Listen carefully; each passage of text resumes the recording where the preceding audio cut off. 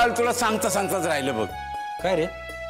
अरे म्हणजे तुझ्यात आणि प्रतापरावामध्ये म्हणजे तुझ्या आजोबामध्ये बऱ्याच गोष्टी सेम टू सेम आहेत. Same to same? Same to same म्हणजे सारख्या बरं का. बर, माझ्यात आणि आजोबांच्यात काय सारखं असणार आहे? खोटं वाटतंय तुला? आज्या, मी माझ्या आज्याला कधी पाहिलं पण नाही, मी काय सांगू शकणार? पण आई बरं वाटलं तुला असं पूर्वीसारखं बघून. तू पण जर तसाच पूर्वीसारखा असतास तर आणखी छान झालं असतं नाही? काही बदल नाहीये माझ्यात. बदललीये ती थोडीशी परिस्थिती. आम्या, आईच्या बाबतीत हे अचानक असं काही घडायला लागलं ना की मला तिची काळजी वाटायला लागते रे. तिच्या मनात नेमकं काय चाललंय हेच कळत नाही. म्हणजे कालपर्यंत असं वागणारी आई अचानक असं कसं काय वागायला लागली हे मलाही नाही कळालंय अजून. म्हणजे जाऊ दे, एक मात्र तिच्या बाबतीत चांगलं झालं. आता त्याला चांगलं म्हणायचं की काळजी करायची हे कळत नाहीये, पण आईचा जो त्रागा होत होता तो कमी झाला. पण दुसरी गोष्ट जास्तच भीतीदायक वाटते मला. कुठली? तुझा विश्वास बसणार नाही आम्या, पण एकटी असताना आई पप्पांशी बोलते. काय?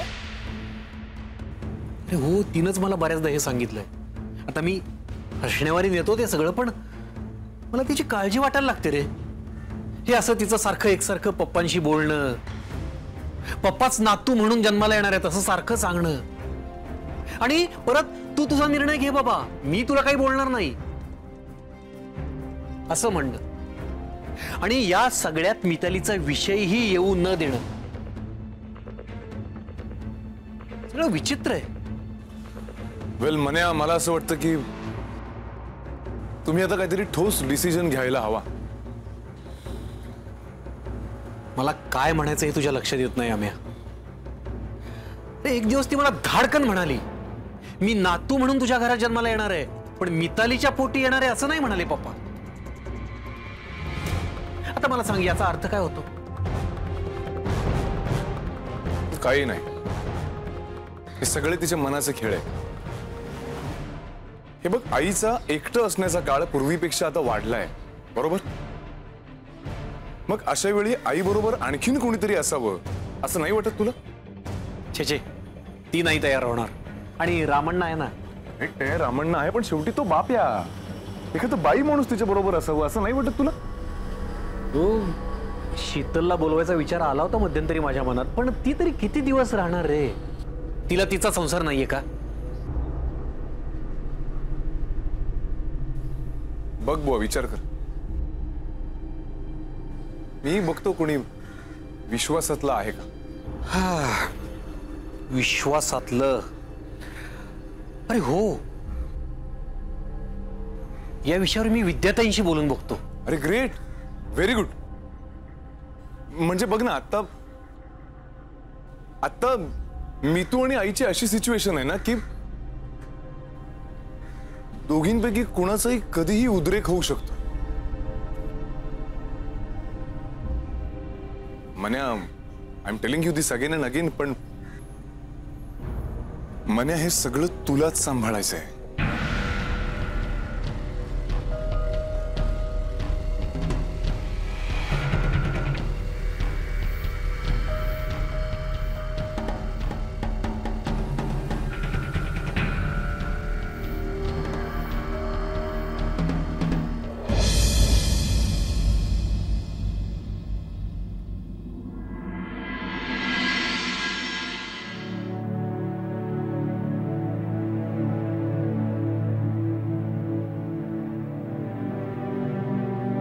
आज मी अमेयाला बोलवलं होतं म्हणून.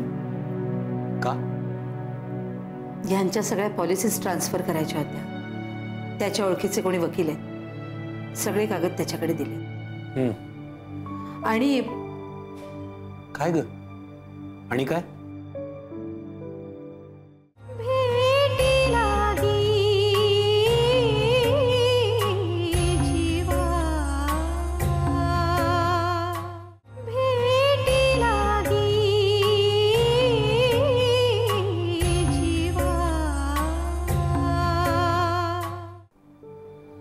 आई सांगायचं नाहीये का? नाही, काही नाहीये. आई मी तुला आता म्हणालो ना, तू अशीच राहा पूर्वीसारखीच. आणि आता मला खरंच कधी कधी तुझी खूप काळजी वाटते ग. काही नाही रे, हे गेल्यानंतर काही दिवस गेले जरा असेच, पण आता ओके आहे मी.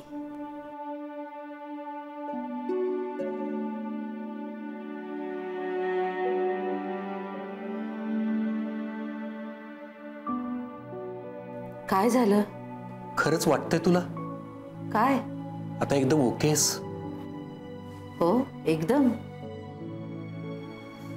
तुला अशी शंका का आली एकदम? काही नाही, असंच. आई रागावणार नसशील तर एक सांगू, आणि अगदी मनापासून सांगतोय. बोल. मला असं वाटतंय की तुझ्या सोबतीला कोणीतरी असावं. सोबतीला? अरे बरा आहेस ना तू? अगं हसण्यावर येऊ नकोस. मला खरंच असं वाटतंय की तू एकटी असताना तुला आता गरज आहे कोणीतरी सोबतीला असण्याची, कोणाची तरी शेअरिंग करण्याची. अरे पण मी एकटी आहेच कुठे? रामण्णा असतो की सोबतीला? नाही आई, मी एखादी बाई तुझ्या बरोबर सोबतीला असावी असं म्हणतोय. मनू, अरे तुझी आई काही अंथरुणाला नाही खेळलेली. स्वतःची सगळी कामं करू शकते मी. अगदी ठणठणीत आहे मी. नाही, तुझ्या शारीरिक क्षमतेबद्दल मी काहीच म्हणत नाहीये. मग एकटं राहून मला वेळ लागेल की काय अशी भीती वाटते तुला? आई प्लीज, नको ना अशी एकदम टोकाला जाऊ. हे बघ मनू, तुला माझ्या मानसिक अवस्थेची इतकी काळजी वाटत असेल ना, तर ती मानसिक शांतता मला कशाने मिळेल याची तुला चांगली कल्पना आहे. आई मी हे बघ मनू, हा विषय पुन्हा खरंच नको प्लीज.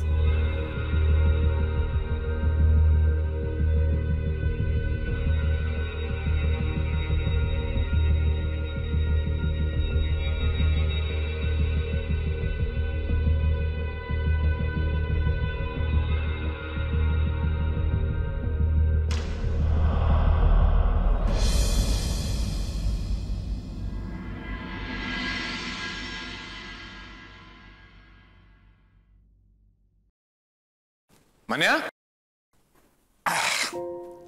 हे मन्या,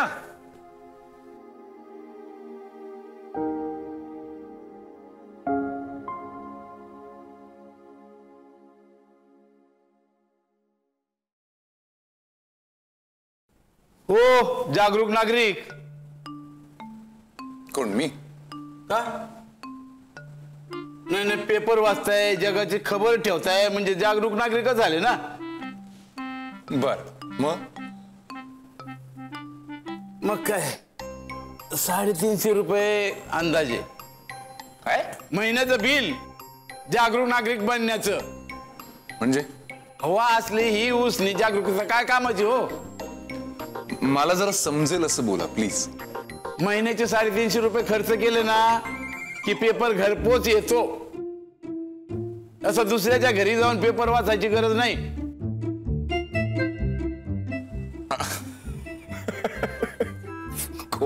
कोण आहात तुम्ही? काय मनकवडी आहात हो?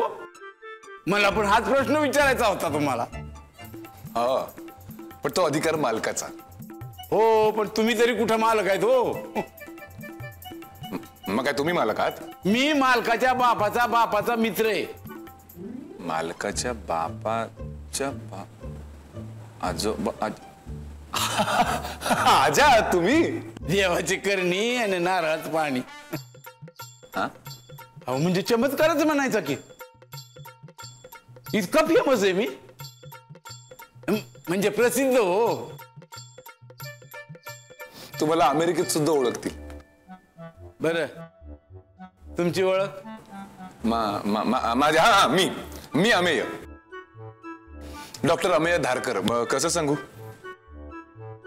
हा, तुमच्या मित्राच्या मुलाचा मित्र. विठ्ठल विठ्ठल, म्हणजे आमचं सगळं गणितच चुकलं की. म्हणजे तुम्ही आमच्या मनाचे मित्र म्हणा ना. मनाचे मित्र हे चांगलं आहे. म्हणजे सायकॅट्रिस्ट लोकांना मनाचे मित्र म्हणायला हरकत नाही. ओ, मनाचे म्हणजे मनाच्या श्लोक मधले मना नाही. माझा मना म्हणजे मनोहर. बरं, पण मग तो आहे कुठे? कामावर गेलाय. मी मी कामावर गेल.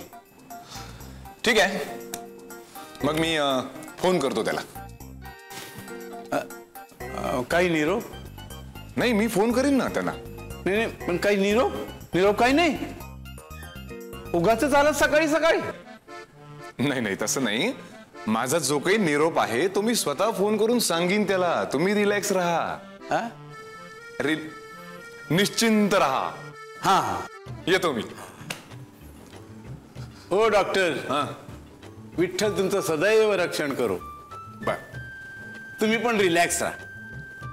रिलॅक्स राहतो. हा, रिलॅक्स हा, relax relax relax relax relax. Relax. Relax.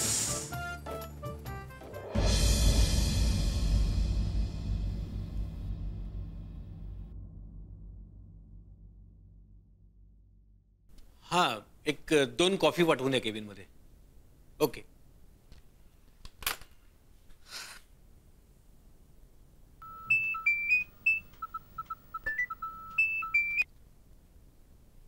Hello. हा हा, ती मीटिंग आपण 2 दिवसांनी ठेवूया. ओके. Okay okay. नमस्कार. येऊ? नमस्कार. या. असं अचानक? चुकलं बाबा. पुढच्या वेळेला पत्र पाठवून येईन आता. घबरे बस. नाही, तुझ्या बरोबर राहून राहून मला सुद्धा सायकॅट्री कळायला लागली आहे. तू असा अचानक आणि उगाच वगैरे नाही येणार. पण मी आता सहजच आलोय. ऍक्च्युली माझे एक वयस्कर पेशंट आहेत रे, त्यांना व्हिजिट द्यायला आलो होतो.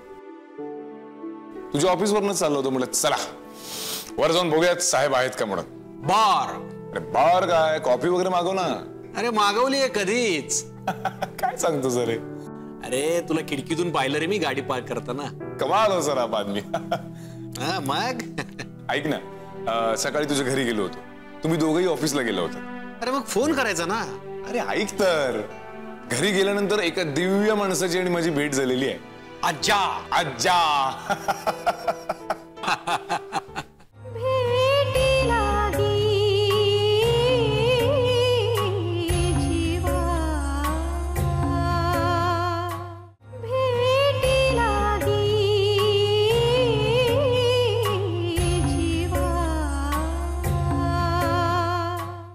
धमाल. एक नंबर धमाल माणूस आहे. अरे धमाल नाही, कमाल माणूस आहे. कमाल. अरे पहिल्या भेटीत खिशात टाकलं त्याने आपल्याला. अरे जगात एकही गोष्ट अशी नसेल जी आज्याला येत नाही. आमचे पप्पा तर त्याला हरफन मौलाच म्हणायचे. पप्पांना खूप मदत झाली रे आज्याची त्या काळात. हे नाही, अगदी शक्य आहे. मला आवडला आज्जा. अरे आवडायलाच पाहिजे. हा मग तुला सांगतो आम्या, माझ्या लहानपणीचा बराच काळ माझ्या आजोळीच गेलाय गावी. आम्या, पप्पा बघ किती हुशार होते. म्हणजे आपलं संस्कार होण्याचं वय असतं ना, त्या काळात त्यांनी मला बबण्यासोबत आज्याकडे राहू दिलं. त्याने येता जाता ऐकवलेल्या तुकोबारायाच्या अभंगावर तर माझ्या जगण्याचा बेस पक्का झाला. असाध्य ते साध्य करिता सायास कारण अभ्यास तुका म्हणे. क्या बात आहे. आणि हे सगळं इतक्या अलवारपणे की आमच्या कोवळ्या मनांवर त्या संस्कारांचा ओरखडाही उठू दिला नाही रे कधी त्याने. त्याच्या बोलण्यात कळतर येते. अरे इतका बुद्धिमान माणूस, पण कधी कधी इतका बालिशपणा करतो ना की बस. अरे आपण आपल्या लहानपणी काही खोड्या केल्या असतील, असला खोडकरपणा तो या वयात करतो. काय सांगतो सर? घरात लहान मूल असण्याची आमची हौस तुर्तास तरी आज्या भागवतोय.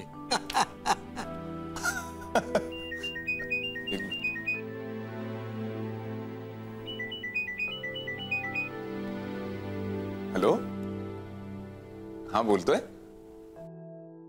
डॉक्टर काटदरे. डोंट टेल मी.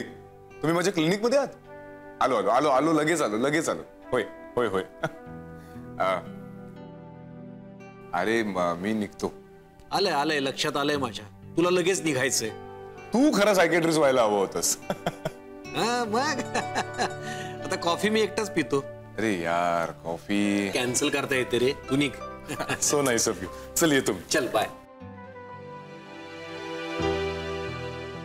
हज्जा आनंदाचे डोही आनंद तरंग.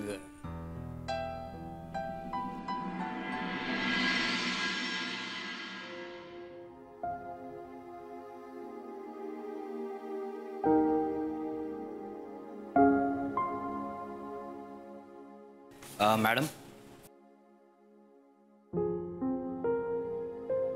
Excuse me madam. Nothing. Just to appreciate you. Nice work. अगदी माझ्या डोक्यात होतं ना तसं झालंय. तसं उतरलंय वॉक थ्रू मध्ये. Thank you ma'am.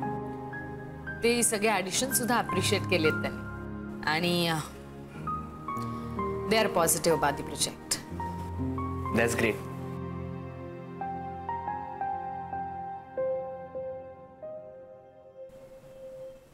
Yadav. Yes madam.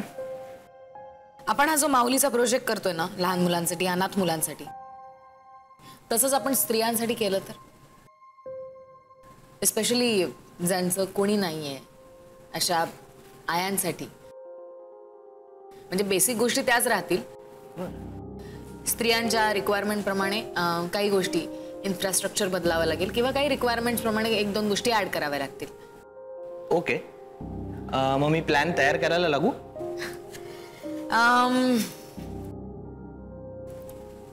हरकत नाही. प्लॅन करून टाका. बेसिक गोष्टींसाठी तुम्हाला माझी गरज लागेल असं वाटत नाही आता मला. I am sure you will handle it. We will definitely handle it. Okay. मी बोलते वेदी सरांशी. आपल्या डोक्यात जी काही कल्पना आहे ती रफली वर्कआउट करून ठेवा. त्यांना बेसिक प्लॅन दाखवूया. आवडलं तर ते काम सुद्धा गिअर अप होईल. Okay madam. मग मी टीम वर्क आउट करू त्याच्यासाठी वेगळी? हो करावीच लागेल. आपली माऊलीची टीम जेवढी स्ट्रॉंग आहे तेवढीच ही टीम सुद्धा स्ट्रॉंग झाली पाहिजे. Next to both. कामिनी भरूच्याकडे सगळी सूत्र देते मी. She will handle the project. Okay madam. चला कामाला लागायला हवं. Okay madam. माझ्या काही सजेशन्स आहेत त्या मी तुम्हाला मेल करते. Okay madam. Anything else? नाही. लागलं तर सांगेन तुम्हाला. ती फाईल ओपन होत नाहीये DS33 ती जरा चेक करा. आणखीन काय मॅडम? नाही काय आलं डोक्यात तर मी मेल करते. Okay madam. निघू मी? बरं ऐका ना मला वर्तक नगरची फाईल पाठवून द्या ना. लगेच पाठवतो.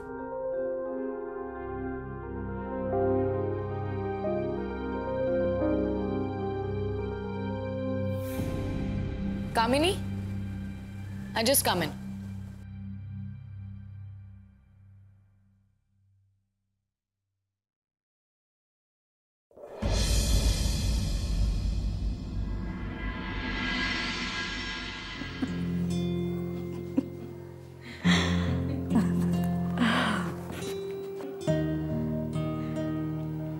तुला सांगते ना विद्या, आयुष्यात कधीतरी एक क्षण असा येतो की वाटतं जुनं सगळं विसरून पुन्हा नव्याने आयुष्य सुरू करावं. Good good, very good. मी आज सकाळी मनूलाही सांगितलं. हां, तुला जो निर्णय घ्यायचा तो घे, माझा कशाला विरोध नाही. अगं शेवटी त्याचा विचार पण मलाच करायचा आहे ना ग. अलका,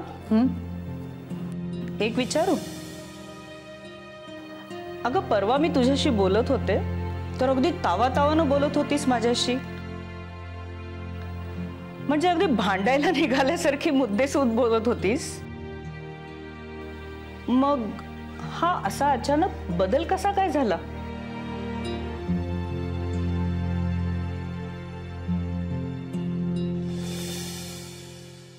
पण तुला आठवतं तू त्या दिवशी म्हणाली होतीस की आपणच आपल्याकडे तटस्थपणे बघायला शिकलं पाहिजे. खरंय, मी विचार करायचे, बोलायचे, पण ते सगळं माझं माझ्यासाठी होतं. अरे तुका म्हणे होय मनाशी संवाद, आपुलाचं वाद आपणाशी. आणि तुझं काय चाललंय? तू अलीकडे फारच तुकोबामय झालायस. वारकरी वगैरे होत नाहीयेस ना? व्हायला आवडेल मला.